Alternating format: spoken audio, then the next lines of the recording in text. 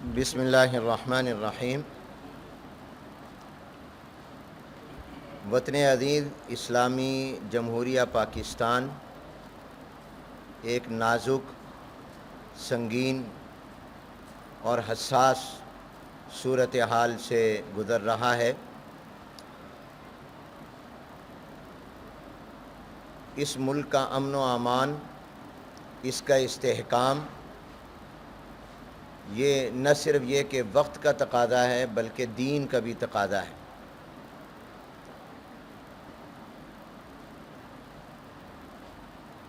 اس ملک کے امن کے خلاف اور استحکام کے خلاف اندرونی اور بیرونی سازشوں کو ناکام بنانا یہ ہم سب کا دینی، ملی اور قومی فریضہ ہے۔ حالیہ دنوں میں ہم سے جو بل منظور کیا ہے، اس بل کی تحسین کرتے ہیں، اس کی تائید کرتے ہیں، اور پنجاب کے وزیر اعلیٰ اور پنجاب اسمبلی کے اسپیکر اور تمام اراکین اسمبلی کو اس پر مبارکباد پیش کرتے ہیں۔ یہ بل جناب نبی کریم خاتم النبیین حضور اکرم صلی اللہ علیہ وسلم کی عزت و ناموس اور ختم نبوت، حضرات خلفائے راشدین، حضرات صحابہ کرام، اہل بیت اعظام، ازواج مطہرات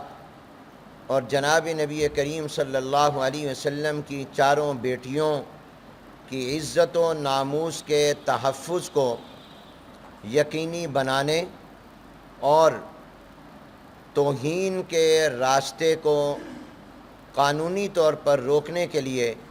سنگ میل ثابت ہوگا۔ ہم بد زبانی اور بد کلامی کے کسی صورت بھی قائل نہ ہیں نہ ہوں گے، اور ہم سمجھتے ہیں کہ بد امنی کا اور فساد کا بہت بڑا باعث وہ توہین ہے۔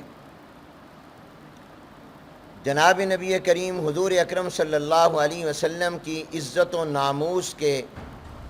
تحفظ کے حوالے سے جو قانون ملک میں موجود ہے، اس قانون کو عالمی قوتیں اظہار رائے کی آزادی کے خلاف کہتی ہیں، اور صحابہ کرام اور اہل بیت خلفائے راشدین کے عزت و ناموس کے تحفظ کے بل کو انسانی حقوق کے خلاف قرار دیا جاتا ہے بعض حلقوں کی طرف سے۔ تو اس کا مطلب یہ ہوا کہ توہین جو ہے یہ اظہار رائے کی آزادی ہے اور ایک انسانی حق ہے۔ گویا توہین کو، انسلٹ کو جرائم کی فہرست سے نکال کر اسے حقوق کی فہرست میں شامل کر دینا چاہیے۔ اس فکر اور نظریے کو کبھی قبول نہیں کیا جا سکتا، اور نہ ہی یہ کوئی ذی شعور اور عقل مند اس سے اتفاق کر سکتا ہے، اس لیے کہ توہین اور چیز ہے اور اظہار رائے کی آزادی اور چیز ہے۔ توہین میں اور اظہار رائے کی آزادی میں فرق ہے۔ تنقید اور چیز ہے اور توہین اور چیز ہے۔ اسی طرح پر انسانی حق وہ اور چیز ہے، کسی کی توہین کرنا یہ الگ چیز ہے۔ لہذا اس بات کی ضرورت تھی اور ہے کہ اس ملک کے اندر مستقل بنیادوں پر امن و امان کے قیام اور فرقہ وارانہ ہم آہنگی کے لیے توہین کو قانوناً اور عملاً روکا جائے۔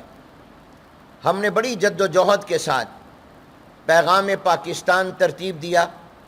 اور اس پیغام پاکستان کے لیے بڑی محنت کی، اور پیغام پاکستان میں ہر قسم کی دہشت گردی کو اور ہر قسم کے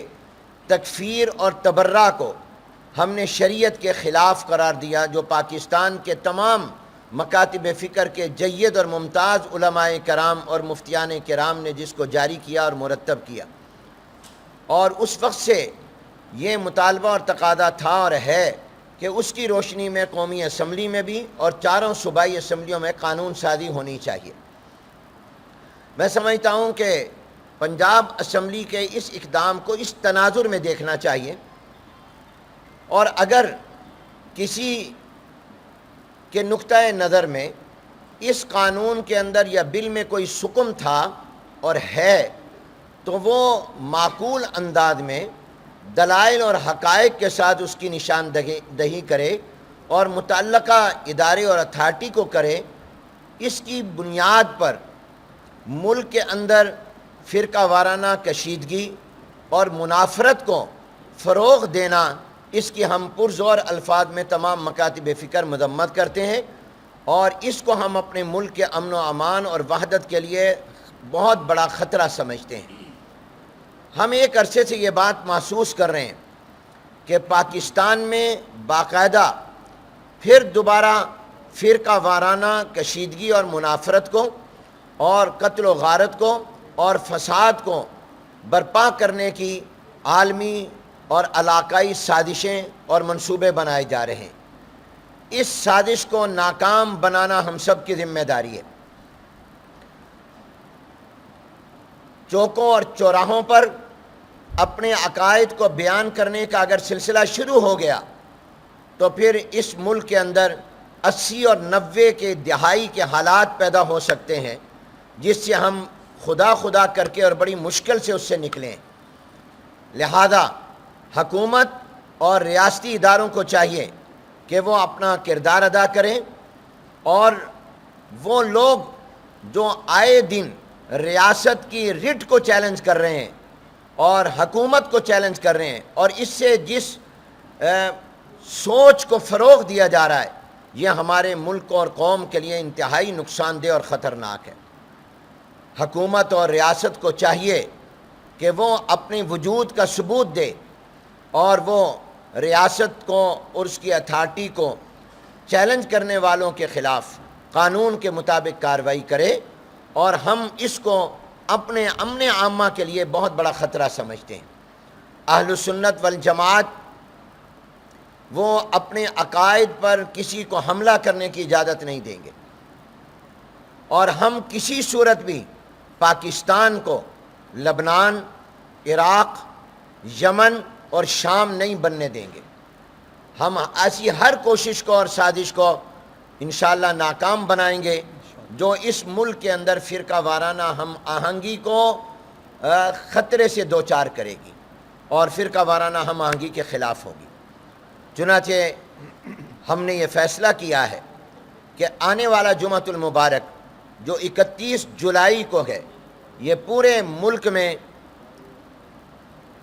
یوم ناموس رسالت مآب صلی اللہ علیہ وسلم، یوم ناموس خلفائے راشدین، یوم ناموس صحابہ و اہل بیت اطہار، اور یوم ناموس ازواج مطہرات، یوم ناموس بنات اربعہ، اور ملک کے امن و امان اور استحکام کے عنوان پر ہوگا۔ اور تمام ملک کے تمام مساجد کے خطباء سے ہم یہ اپیل کرتے ہیں کہ جہاں وہ قربانی کے فلسفے کو بیان کریں تو اس کے ساتھ ساتھ وہ جناب نبی کریم حضور اکرم صلی اللہ علیہ وسلم کی عزت و ناموس اور مقام مصطفیٰ کے تحفظ، اور حضرات خلفائے راشدین، حضرات صحابہ کرام، اہل بیت اطہار اور بنات اربعہ رضوان اللہ تعالی علیہم اجمعین کے ناموس اور ان کے مقام کے اوپر بھی روشنی ڈالیں، اور ملک کے فرقہ وارانہ ہم آہنگی کے خلاف جو سازشیں ہو رہی ہیں اس کو بھی ناکام بنانے میں اپنا کردار ادا کریں۔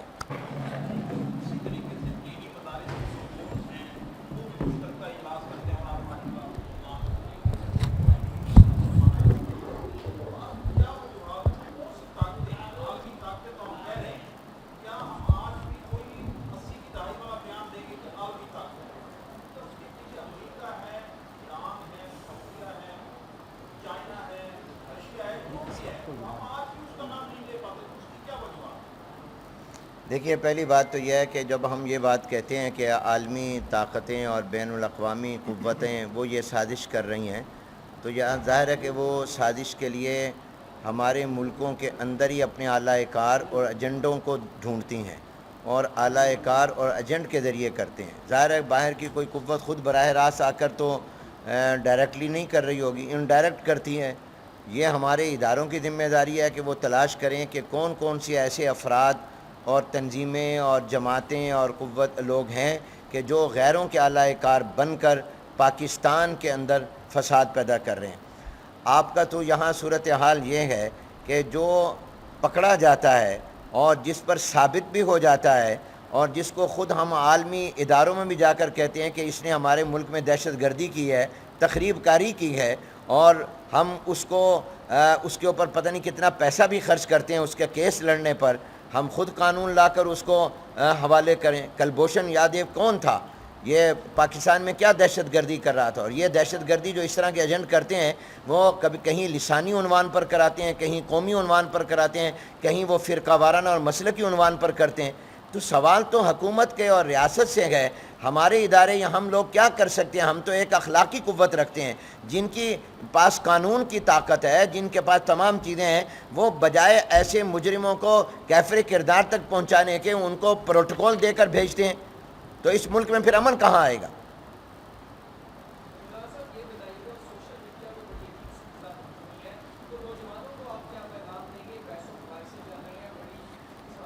بڑی اچھی بات آپ نے کی۔ دیکھیں پہلے تو بات یہ ہے کہ ہمیں سوشل میڈیا پر کوئی زہریلا مواد کسی کو نہیں ڈالنا چاہیے، امن سب سے اہم چیز ہے۔ اور میں تمام نوجوانوں سے اور تمام پوری قوم سے یہ درخواست کروں گا اور ہاتھ جوڑ کر اپیل کروں گا کہ خدا کے لیے سوشل میڈیا پر بھی بد زبانی سے اور بد کلامی سے بچیں،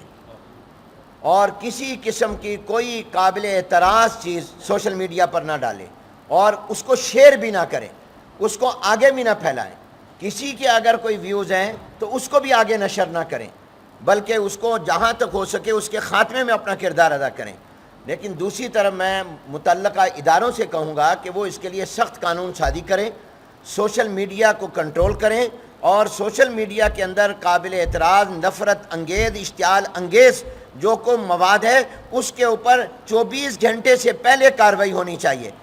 یہاں چونکہ اس کے اوپر کوئی کارروائی نہیں، احتساب نہیں، قانون کی گرفت سے وہ آزاد ہیں، وہ نہیں آتے، اس لیے یہ سلسلہ رکنے کی بجائے بڑھتا جا رہا ہے، اور یہ ہمارے ملک میں آگ لگا دے گا، لگا رہا ہے، آگ لگا چکا ہے۔ اس لحاظ سے اس میں تمام اداروں کو اپنا کردار ادا کرنا چاہیے۔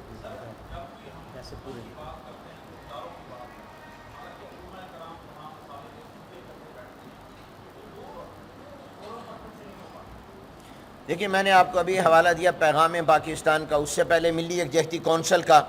اور اسی طرح اتحاد تنظیمات مدارس، اور اسی طرح پنجاب کے اندر پنجاب اتحاد بین المسلمین کمیٹی، ان سب نے ضابطۂ اخلاق بنائے، اور ان ضابطۂ اخلاق میں یہ لکھا ہے کہ خلفائے راشدین کا ہم احترام کریں گے، صحابہ کرام کا ہم احترام کریں گے، اہل بیت اعظام کا ہم احترام کریں گے، حضور اکرم صلی اللہ علیہ وسلم کی ازواج مطہرات جو امت کی مائیں ہیں اور ایمانی ماں ہیں، ہم ان کا احترام کریں گے، حضور کی بیٹیوں کا احترام کریں گے۔ یہ علماء نے متفقہ طور پر تمام مکاتب فکر نے میثاق، ضابطۂ اخلاق جاری کی ہیں۔ اب اس کے اوپر عمل درآمد کی طاقت قانون کی وہ ہمارے پاس نہیں ہے، وہ حکومت کے پاس ہے۔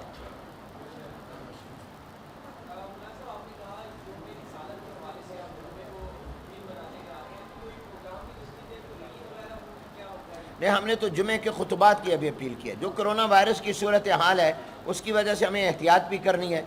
جمعے کے خطبات تک یہ ہوگا۔ مہربانی۔